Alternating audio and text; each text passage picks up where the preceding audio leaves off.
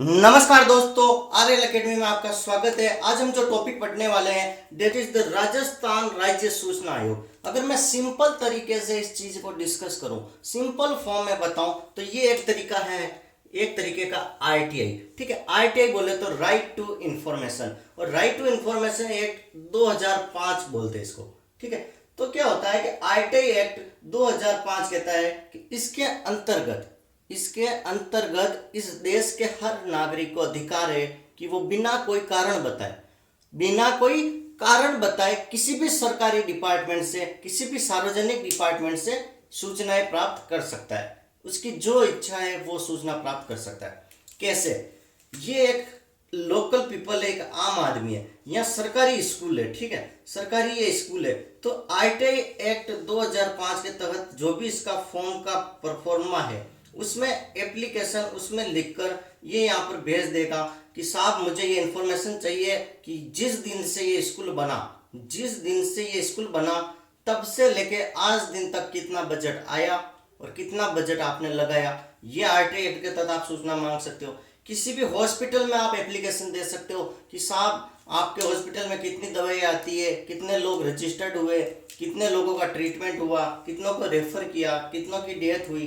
तो आप कोई भी इंफॉर्मेशन बिना कोई कारण के बता सकते हो। ऐसा नहीं है कि वो आपको आके बोलेगा भाई तूने आरटीआई में कैसे सूचना मांग ली, क्यों मांग ली। ऐसा कुछ नहीं होगा, सरकार ने आपको ये अधिकार दिया है। ठीक है, बहुत सारे देशों में लगभग 100 से ज्यादा कंट्री में आरटीआई ये राइट स्टेट इंफॉर्मेशन कमीशन है। ठीक है, राज्य ये सूचना आयोग की स्थापना की है।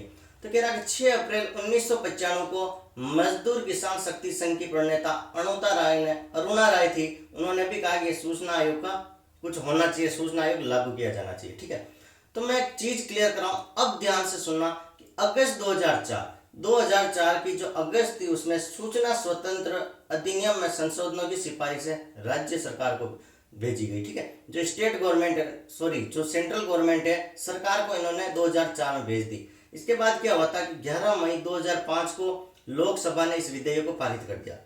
11 मई 2005 को लोकसभा ने इस विधेयक को पारित कर दिया। क्लियर है यहाँ तक? इसके बाद 12 मई 2005 को संसद में पारित हो गया। ठीक है, 12 मई 2005 को संसद में पारित हो गया। और इसके बाद क्या होता है कि संसद में पारित होने के बाद राष्ट्रपति से स्वीकृति प्राप्त हो गई थी। ये हुई थी 15 जून 2005। डेट लिखते रहना, काफी इंपॉर्टेंट है, याद रखने की जरूरत है, एग्जाम में डायरेक्ट पूछी जाती। तो 15 जून 2005 को किसने दी थी? दैट इज द प्रेसिडेंट से स्वीकृति मिल गई। ठीक है, तो ये कौन से ईयर में हुआ था? 2005, इसलिए इसको बोलते हैं आरटीआई एक्ट 2005। यहाँ तक कोई डाउट है? ओके, अब मैं बात करता हूं दैट इज द राज्य सूचना आयोग। राज्य मतलब स्टेट वाइज, सेंट्रल का तो जो होना था हो गया, लेकिन स्टेट का राज्य सूचना आयोग का गठन कब हुआ था? तो यह हुआ था 13 अप्रैल 2006 को। याद रखना ये डेट, 13 अप्रैल 2006 को राजस्थान राज्य सूचना आयोग का गठन किया गया और 18 अप्रैल 2006 को स्टार्ट भी कर दिया। मतलब जो शपथ थी ना वो भी दिला दी, किसको? एमडी कोरानी को। क्लियर है? और शपथ किसने दिलाई थी? तो वो थे उस टाइम के राज्यपाल। ठीक है, तो शपथ राज्यपाल ही दिलाएगा।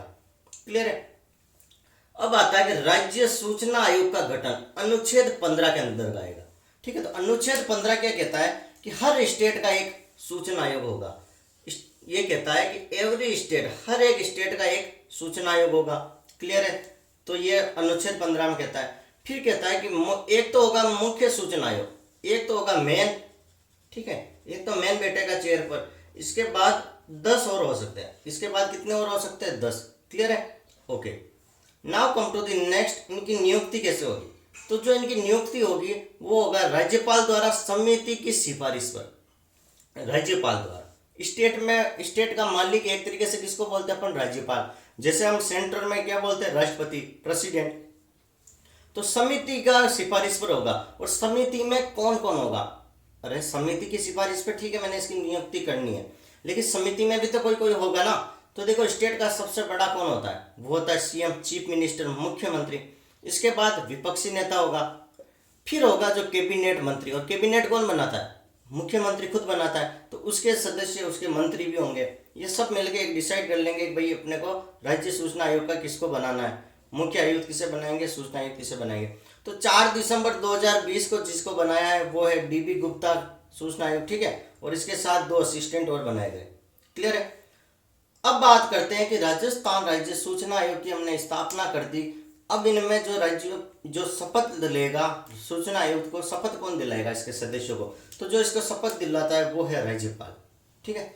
और जो त्याग पत्र होता है, त्याग पत्र मतलब किसी को जॉब अच्छी नहीं लगी 2 साल की और कि भैया जी मैं तो रिटायरमेंट लेना चाहता हूँ, मैं तो अब सूचना आयुक्त के पद पर नहीं रह सकता, तो इन्होंने कहा था कि राज्यपाल को दे सकते हो आपका अपना इस्तीफा, लेकिन कैसे, खुद के हस्ताक्षर द्वारा, खुद के हस्ताक्षर साइन करके उनको एक एप्लीकेशन वगैरह जो भी प्रोसेस है उस फॉर्म पे लिख के आप दे दीजिए कि भाई साहब सर जी मैं इस्तीफा चाहता हूँ, तो वो आपके इस्तीफे का स्वीकार कर लेंगे। आगे की प्रोसेस।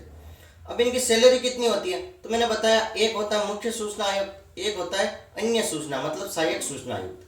तो जो मेन सूचना आयुक्त होता है उसकी सैलरी होती है जो निर्वाचन आयोग, इलेक्शन कमीशन का जो मुख्य होता है ना आयुक्त, निर्वाचन आयुक्त, उसके बराबर होती है। और जो सहायक सूचना आयुक्त होती है ना उनकी सैलरी होती है मुख्य सचिव के इक्वल, जो मुख्य सचिव होते हैं उनके इक्वल होती है, ठीक है।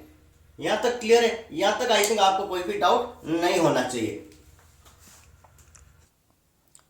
और अब हम बात करने वाले that is about the Rajasthan राज्य सूचना आयुक्त और मुख्य सूचना आयुक्त को कैसे हटा सकते हैं। तो कह रहा है कि अनुच्छेद 17 में यह चीज मेंशन की है कि उसका कदाचार मतलब अगर उसका आचरण अच्छा नहीं हो, दादागिरी लगाता हो। सेकंड कहता है कि असमर्थता, वो समर्थ नहीं है कि अच्छे से डिसीजन दे सकता हो। फिर कहता है कि दिवालिया घोषित हो गया हो, भाई साहब गरीब हो तो फिर वो तो करप्शन करेगा डेफिनेटली। अगर वो दोषी हो किसी भी चीज में, शारीरिक और मानसिक रूप से असक्षम मतलब बीमार हो गया बंदा, और अगर कोई बंदा बीमार हो गया तो वो क्या ही डिसीजन लेगा, मानसिक रूप से कमजोर है तो उसको खुद नहीं सोच पा रहा है, खुद के डिसीजन नहीं ले पा रहा है, तो वो क्या भला लोगों के भले करेगा, ठीक है। तो यहाँ पर अब बात करते हैं दैट इज आयोग के कार्य एवं शक्तियां। तो आयोग का कार्य कब स्टार्ट हो जाता है, ध्यान से सुनना, आयोग का कार्य कब स्टार्ट हो जाता है। यहाँ पर एक छोटू है, ध्यान से सुनना, इसने एक स्कूल में मतलब आरटीआई के तहत कुछ एप्लीकेशन मांगी, ठीक है, कि स्कूल में इसने अप्लाई किया। तो क्या होता है कि इस विद्यालय से इसने आरटीआई के तहत सूचना मांगी और ये विद्यालय इसको जानकारी नहीं देता है, जानकारी देने से मना कर देता है। तो ये क्या बोलेगा आयुक्त को कि सर मुझे मना कर दिया, तो उस टाइम आयुक्त एक्शन लेगा कि भाई ये तो आरटीआई एक्ट 2005 है, आपको सूचना देनी होगी, आप क्यों नहीं दे रहे हो। अगर जानकारी लेट दी हो, इन्होंने टाइम डिसाइड कर रखा है कि 30 दिन के अंदर आपको सूचना दे दी जाएगी, लेकिन 2 महीने हो गए, 3 महीने हो गए, तो उस टाइम में फिर आयुक्त एक्शन लेगा, ठीक है। फिर ज़्यादा पैसे मांग लियो, फॉर एग्जाम्पल 100 रुपये खर्चा आ रहा है उस फोटो कॉपी का, इस जानकारी का, और आपको बोल दिया कि 10,000 रुपये दो, तो ये तो आपके लिए अन्याय हो गया। तो उस केस में भी राज्य सूचना आयोग आपके लिए काम करेगा, ठीक है। अब इसके पास पावर क्या है, राज्य सूचना आयोग के पास शक्तियां क्या है। तो इसकी अगर मैं पावर की बात करता हूं तो भैया इसके पास बहुत पावर है। ऐसे कुछ कंप्लेन आ गई तो इसके पास पावर होता है कि जो परिवादी है, जो कंप्लेंट लिखता है, तो वो चाहे तो उसको कभी भी बुला सकता है कि आप आइए, दस्तावेज मंगवा सकता है, उनकी जांच करेगा।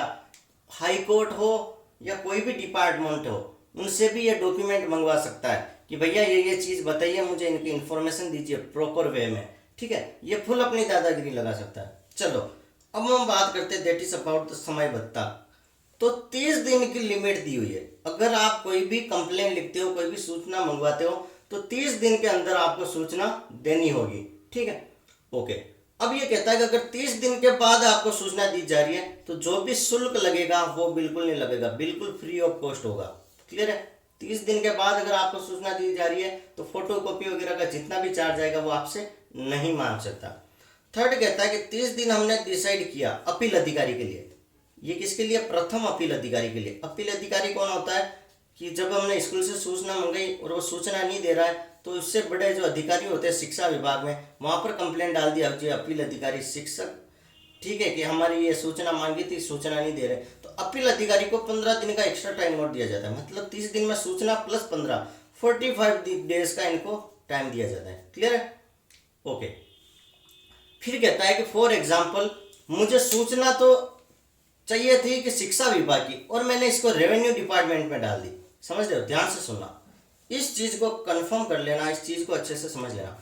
ये एक बंदा है, ये एक छोटू सा बंदा है, अब इसको सूचना तो चाहिए थी विद्यालय से, ठीक है, शिक्षा विभाग से उसको सूचना चाहिए थी, लेकिन इसने अपनी एप्लीकेशन कहाँ डाल दी, वोटर बॉक्स में, जलदायु विभाग में। ठीक है, जलदायु विभाग में आरटीआई भेज दी।